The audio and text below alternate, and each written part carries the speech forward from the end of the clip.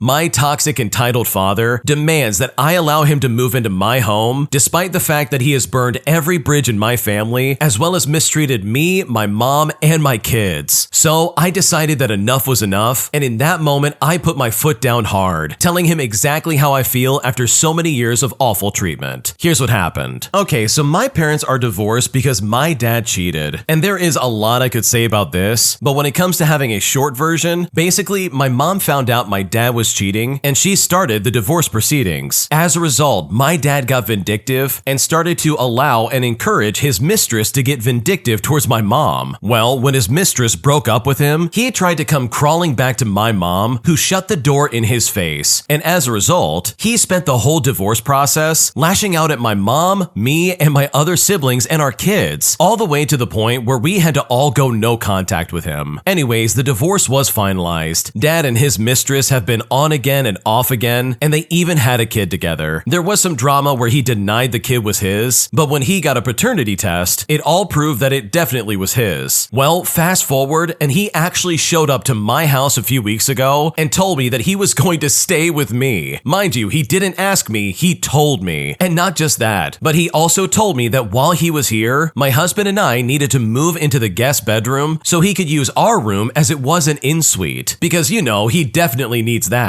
Now, as you can imagine, I put my foot down, and I put it down hard. I told him after everything he did, how dare he darken my doorstep, and worse, not even apologize, not even to ask how I am or how his grandkids are, but instead to dictate to me that he is staying in my house. I am normally a pretty calm and go with the flow kind of person, but I just lost it, and I screamed all the things that he did to us. The vindictive attacks, the way he used my kids as weapons to get back at me, and the smear campaigns that he led against my mom. Well, he ended up screaming back, "When you came crying home after you broke up with your ex, I let you stay in my house and eat my food, and I just let you come home. I didn't act like a complete jerk like you." Now, to be clear, the breakup he's talking about was when my former fiance cheated on me with multiple women. Oh, and also for anyone who hasn't read my previous post, it is not his house, it's my mom's, and he tried to steal it from her during the divorce to give it to his bratty mistress. So at that point, I decided just to shut the door on him. Long story short, the police had to be called as my dad refused to leave, and I even found out today why he tried to stay with me. His mistress has been bleeding him dry with child support and alimony. I think they've broken up for good, and he's had to sell every asset he had, and now he's completely broke. And I know this because he's staying with my uncle, who is his brother, and he called me to let me know exactly what's going on. The saddest and funniest part about all of this is how my dad won't stop talking about how heartless and ungrateful I am to literally anybody who will listen to him. And he is posting passive-aggressive posts on his Facebook account about how he does everything for his kids, but then they throw him to the curb. This whole ordeal over the last few years has been very hard. I've been going to therapy and have slowly been coming to terms with the fact that my father isn't the man I thought he was, and he likely never will be. But when he did this, it brought back a lot of hurt. I can't believe he would do this to me. I just don't understand how somebody can do this and can behave this way. But honestly, it is what it is. My dad's an entitled, vindictive jerk to everybody, and I never thought I'd be able to say that, but I'm honestly so glad that I can. Wow, imagine being so entitled that you show up to your kid's house who you have completely betrayed and say, "Oh, not only are you gonna let me in your house, but you and your husband are also gonna have to move out." Like, what was he thinking? After all the things he put your family through, as well as the smear campaign against your mom, and all the horrible ways he tried to use your kids against you, like, this guy is absolutely walking on thin ice. He has no business being around you or anybody else in your family, because he is literally just so toxic. And worst of all, he literally just doesn't care, because he seriously thought he could walk into your house and you guys would just let him in as if nothing happened. So truly, I'm so sorry that he acted this way, and I really hope you never have to deal with him ever again. If you like Am I the Jerk, you're probably going to love Am I the Genius. Check it out, link down below in the description. Also, go to AmITheJerk.com/submit if you would like to submit your own stories. Am I overreacting for not wanting to talk to my partner's family, as they basically said that I wasn't good for my partner since I have been unemployed for about 5 months? Because right now I am still very hurt, and at this point I seriously don't know what to do. Here's what happened. Okay, so my partner and I have been dating for about 4 years. I'm a lawyer and she works in tech, and we live together. Well, I lost my job this spring and I qualified for unemployment benefits. I'm also lucky to have an emergency fund and no debt. And my partner's job is great and she makes plenty of money. This period of unemployment was really good for me. With more time and energy to reflect, I admitted to myself that I had been depressed for over a year. I also realized that law firm litigation is not the right path for me. So for the first 3 months after losing my job, I focused on healing myself and rethinking my career direction. I went to therapy, I resumed exercise, I reduced my alcohol consumption, I began prescription medication, I kept a clean house and I played with my dog, I improved my relationships, enjoyed outdoor hobbies, read challenging books, did pro bono work, and met many people to chat about different career paths. I applied to about 100 or so jobs, and I even interviewed for a few of them, but it wasn't all that important to me. I also played a lot of video games during this time, often until the wee hours of the morning. I mostly played thoughtful, story-driven games alone, and sometimes when I was stoned. On occasion, I played multiplayer games with my partner's sister, who doesn't have many friends right now in her new city. My mental health improved greatly, and I've been in a full-time, white-knuckle job hunt for the past 2 months. I'm getting more interviews and hopefully something will pan out soon, but I'm supporting myself without issue in the meantime, and I still cover about 50% of our living cost. Well, yesterday, I overheard my partner having a passionate conversation with her mother on the phone. I realized that she was defending someone and accusing her mother of projecting, but I didn't want to listen in. A few minutes later, the call ended and she left the room with a sullen face. Then I asked her about her conversation, and she explained that her mother says the entire family is soured on her relationship with me, and they are very concerned about her. They also know, as a sister confirmed, that I am playing video games most nights and sometimes during the day, and that I use the herb, and as such, they don't think that I'm sufficiently focused on my career, and that our relationship is doomed as a result. Then, last night, my partner received text messages from her sisters. The texts were similar in tone and content, advising that she leave and offering their support. The text messages read as if I'm mistreating my partner, indicating that I'm manipulating her to stay with me while I fail out of my career. This completely caught me off guard. My partner's family seemed to really like me. Both of her siblings have stayed with us. I went to one of my partner's sister's wedding and have had quite a few positive social experiences hanging out with my partner and her other sister. The parents wanted us to go on a trip with them, which I abstained from because I had to work. How did their opinion of me become so negative so quickly after a single career setback? They know my partner isn't paying for me, and my work ethic is fine. My background is more of a hard-working underdog type of story than most, and I'm healthy and motivated again. And I don't mistreat anybody. I'm a gentle person who would totally be supportive of my partner if she actually wanted to leave me. And above all, my partner is an intelligent adult who knows her needs much better than they do. She can make her own decisions. I told my partner today that I don't want to interact with her immediate family anymore, unless doing so is necessary for some important reason. And when I said that, she said that she understood, but she was still upset. So am I overreacting in this situation? We all gossip, I guess, and I may also be overly sensitive to the relative socioeconomic class disparity between my partner's family and mine. And maybe I'm projecting some of the resentment I feel for how I've been treated in other situations by more privileged people. What should I do? Okay, I have to say I can kind of see both sides of this. For starters, I think her family really is trying to seek out her best interest, but they've gone way beyond the mark in my opinion. It's one thing to be concerned about your career path and what you're doing for a job, but it's an entirely different thing in my opinion to be like, oh, he's gonna hold you back. He's manipulative and he's being so terrible towards you. You need to dump him and move along. Because to me at least, that gives off this energy that they were almost like wanting to say that for a long time, and they finally got the chance to like express how they feel right then and there. As if this is somehow like the best opportunity to be like, okay, now you can finally dump this guy after 4 years. But on the other hand, I do understand that they're like, wait a second, this guy hasn't had a job for 5 months, and he's spending all his time playing video games and smoking the herb. Like if I was her family member and I saw that happening, I probably would be worried as well. But I would much rather have a conversation of some kind, instead of saying something like, oh yeah, get out while you can, this is a sinking ship, or something along those lines. Like that just seems like really extreme in my opinion. So with all that in mind and all the context that you could possibly have towards this story, I think you're completely justified for saying that you don't want to talk to these people anymore. They've shown their true colors in a way that you never expected because you thought they had your back to some degree, but it's clear that they want to play the toxic route, and I honestly don't blame you for not wanting to talk to them. My mother-in-law is incredibly intrusive in my life as she is constantly entering our room and cleaning our bedroom, all without my permission. And now, after dealing with this for so long, I feel like I'm at my breaking point. point, because right now I seriously don't know what to do. Here's what happened. Okay, before I go any further, I need to give you some background. I'm a 26-year-old female and I got married a few months ago to my husband. Prior to this, we had been dating for 5+ years. We are from a country where the culture expects married couples to stay with the man's parents. Although I was very against this setup before the wedding, mostly because I already owned property that we could have used, my partner insisted that staying with his parents would be a better financial decision for us. Fast forward to now, and we've been living with his parents for a few months now. I moved into my husband's bedroom, and we have our own washroom as well. But all other spaces are not private, as they are shared with his parents. When we first moved in after the wedding, I noticed that my mother-in-law, who is a stay-at-home mom, would make our beds on days where we had forgotten or maybe we were running late. The one place I can call my own in this home is my bedroom, and it made me so upset that someone had invaded my privacy there. I expressed my concerns to my husband, and he spoke to her, so she stopped. And this was about 2 months into the marriage. At the same time, she would take our laundry in my absence and do it for us. This includes washing, drying, folding, and even putting it away for us. Initially, I thought she was trying to be helpful because I was extremely busy with school, but I still told him to tell her to stop because I don't want other people to be going through my clothing, especially my underwear or anything like that. I've also insisted that I do my own laundry, and after a few months of reminding her, she has finally stopped doing that. My issue is that every time I think she has stopped entering my bedroom in my absence, I find signs that she definitely was there. Every time my husband and I go on a trip or aren't home for a few hours, I come home to see my bed made, my belongings organized, and things put away in closets and dressers. I told my husband that this needs to stop, and he said he spoke to her. Since then, we also started to lock our bedroom door from the outside when we aren't at home, just to indicate that this space is not for others. However, the lock is really easy to open with a fingernail. Now, for context, I'm currently unemployed, but I'm going back to school in a month. I consider myself a clean person, and I make sure to clean our washroom and vacuum and clean our bedroom space weekly, if not more. My husband helps me as well, but he works a lot more hours, so I pick up the slack where I can. The only time there's any kind of clutter is if I or my partner and I are returning from a weekend trip and I have to unpack, but I can't find time to do so. My husband has been coddled by his stay-at-home mom since he was a little kid and doesn't find any reason to be concerned about her actions. I have always been an independent person, and I've lived by myself for several years, so this behavior is really odd and incredibly invasive to me. Last week, I came home from a trip to see my parents, and I noticed that my mother-in-law had supposedly organized all the clutter from our bedroom. She had folded all of our clothing and hung up a painting behind our bed that I was definitely not interested in seeing there. I was really upset at seeing this behavior still continue because my husband had reassured me that he had already spoken to her on multiple occasions. Well, I got really angry, and I told him that he must not have said anything to her if she thinks it's still okay to go through our things and our personal space. That same day, he spoke to her again and informed her that when the door is locked, it means that she is not welcome in that space. She then got really mad and said that it's her home and she can go wherever she wants, and that it's not right for us to ask for our space to be untouched by others. Essentially, my mother-in-law intentionally unlocked a locked door so that she could try to help us out, whatever that means. Now, I need to add one more thing. My mother-in-law has a problem with spending and buys anything that she sees. She has too many belongings for a house that size and doesn't know how to keep it organized. Her bedroom, the guest room, and the hallway, and even the basement is an indescribable mess that she hasn't gotten around to clearing for maybe 8 months. And yet she insists that our little bedroom is not clean and it must be attended to right away. I'm honestly freaking out because this makes me so uncomfortable and very weird, especially because she only does it when I'm not at home. I told my husband if this continues, I want to move out, but he thinks I'm being a little dramatic and that I should deal with the problem myself if it bothers me so much. What should I do? Okay, I'm gonna make this very clear and I'm gonna be completely honest. For starters, I understand there's differences of culture and all this other stuff going on, but my God, if I was going through this, I would definitely be moving out. The original poster has their own property. They have their own home that they can live in. So for them to be forced to live with their in-laws in this kind of way, in my opinion, from my very limited perspective of this culture, is very strange and foreign to me, and I just would not put up with that in the slightest. Now, if this house was big enough and there was enough room for you to have your own space and do your own thing, then I'm sure this wouldn't be a problem. I'm sure you and your husband could coexist with your in-laws no problem. But the fact that you have one room and one one washroom to even like have some kind of privacy, even though you've tried to lock the door on multiple occasions? Like, that would drive me insane, and there's no way on earth I would ever put up with that. So in my opinion, if I was in your shoes, I would be making plans to get out of that house. The mother-in-law in this story sounds incredibly intrusive, and she literally does not care about your privacy in the slightest, and that is not something that I think you should ever have to put up with. I've decided to go no contact with my friends whom I've known for a long time after they have repeatedly taken advantage of me. Here's what happened. Okay, so I'm celebrating 2 years of no contact with my ex-friend of mine, who we will call Emma, and I figured this would be a good place to share the story of our friendship. Emma was bullied a lot, so I became her only school friend. As a result, her parents love-bombed me. They were buying me gifts and calling me Emma's savior and all this other stuff. Our other friend, who we will call Kate, was her childhood friend, and we became a cute group of 3. But by college, I realized Emma was falling far behind in maturity. Her mother would guilt-trip me and ask me to help her poor daughter with basic things, including catching the bus with her or driving her, even though she could drive herself. It became very one-sided, with me paying and planning everything. To trick her into making more effort, I would make up excuses, teach her how to do it, or just simply tell her to do it herself. But things did not improve. Now, for example, we traveled with my new college group, and by the end of it, my friends politely asked that I don't invite Emma again. She made us almost miss flights and other deadlines because she wanders off to call her mom, or she loses things, or gets scammed, or randomly starts unpacking her luggage in public. She always needed basic help. She never pitched in for the Ubers or any of the food, and the hotel mixed up the rooms, and she refused to swap to try and make things easier for everybody. She even tried to interrupt and third wheel my one date night with my significant other, leaving me endless missed calls, pestering us for our location, and wanting me to pay for her Uber to meet us. I cried many times that trip, and I didn't want to upset her, so I told her the trip was too stressful in general. But her response was to say, "Well, I had fun. You just try to control things too much." Fast forward, and for her 25th birthday, she invites me and Kate to a dinner, but at the last minute, books a 5-star hotel room for us and asks us to pay her back our share. But I just straight up refuse, saying I have plans before the dinner and the day of. But Kate sends me a direct message privately, and she says to me, "This is really important to Emma. It'll mean a lot if we did the hotel, and it will be just like a sleepover. Just pay, and we'll do things differently next time." So I gave in, and I ended up paying. During the dinner, Emma was unimpressed by my gift, that it was just Chanel lipstick. When it came to paying the bill, Emma says, "You guys pay between the two of you. I'm the birthday girl." And I say we should have discussed this beforehand, and they both turned on me by saying, "You should know the birthday girl never pays." While they went to the other bars, I faked feeling sick and went back to the hotel room, calling other friends and my significant other for support. And that's when I decided to stop being friends. I left the first thing in the morning for my next event, upsetting both Emma and Kate because they actually hadn't organized a ride home, as they expected me to just drive them home. Now, I hadn't spoken to them for months, but they eventually begged to meet up and celebrate my birthday. And the event went surprisingly well until the bill came around. Now, I do not drink, but they went through 2 bottles of wine and cocktails. And despite all that, Emma wanted me to pay. She said to me, "You invited us out? You're the birthday girl treating us to a night out." And I'm thinking to myself, you are such a hypocrite. Kate was more reasonable and suggested paying food 3 ways and they would pay for their own drinks. But Kate's card wouldn't work and Emma never pays, so she forgot her PIN, meaning that I ended up paying. Kate immediately transferred me money, but Emma definitely didn't. And so began the final chapter of our friendship. For weeks, Emma kept dodging the question of paying me back for dinner, as well as for some concert tickets that she also owed me. I even started giving deadlines. I said to her, "Please have this done by tomorrow." Her response would be like, "Hey, how was your weekend?" Or she would just read the text message and not say anything else. I mean, the audacity of this lady. I eventually called Emma asking why she hasn't paid me back, and it's then that she admits that she doesn't know how to transfer money. We walked through it together, but she still never made the payment. I chased her up again on text messaging, and I'm still just completely ghosted. I asked Kate to get Emma to transfer me the money, and she said, "That's weird, she always pays me back." And that really hurt to hear. I continued to chase Emma again a few days later, but I'm still completely ghosted. And at this point, I had had enough. I sent her both concert tickets, and I told her to go with her sister because I'm not doing this any longer. But much to my surprise, that's when Emma immediately pays me. It took almost 2 months. She made all of the excuses you could possibly think of. She said to me, "I'm tired and I don't check my phone. You don't know how hard it is to be a receptionist. You expect so much of me, and this outburst has came out of nowhere. I can't believe you're punishing me. I then sent her a long text message about everything I had bottled up, including the travel story, her birthday and my birthday, being taken for granted and then some. And then I asked for space. Kate then calls me angrily and demands that I apologize for hurting Emma's feelings. But I said no, I'm not apologizing for this, and I'd like for the both of them not to contact me. A few days later, Kate sends me this big text message, and she does apologize, but then she accuses me of being inconsiderate. She says that I'm controlling and impatient. She justifies making no effort when traveling or for any social events because she's a guest and I'm apparently in charge. She even goes further to say that this is my fault because I should have been more clear with telling her to plan, pay, and put in effort, and that I should apologize for creating all this drama and hurting her. She ends her text passive-aggressively, saying to me, "Since you're so hung up about this and need me to make more effort or whatever, I'll plan the next thing. Are you free this next weekend? Where do you want to go? I'll go ahead and book it." But instead, I asked for a month of no contact, and then she didn't even respond. A month passes and I get another angry text message from her. She says to me, "It's been a month and 1 day now. Why haven't you reached out? I said I'll book this time. Stop hiding. We need to meet up and fight it out." Well, I declined, and I said the break helped me realize that I'm happier keeping our distance for now, and that I wished her well. And after that, her and her family immediately blocked me on social media, and that was it. Now, obviously, I'm well aware of the mistakes I made. My boundaries were not strong enough, and I fell for the love bombing, and I shouldn't have felt guilty for saying no. But now I know I will never get treated like that ever again. Wow, your friends can hardly be called friends in the first place. They took advantage of your kindness, they literally took advantage of your money like straight up, and they quite literally are hypocrites across the board. So honestly, I don't blame you for cutting them out of your life, because based on what you described, they do not sound like good friends in the slightest. When you subscribe, make sure to hit the bell to turn on notifications. To finish listening to all the stories, check out the playlist at the top of the description. And if you want some chill music to put on in the background, check out easymode.com. If you like Am I the Jerk, subscribe to Am I the Genius. Everything will be linked down below in the description.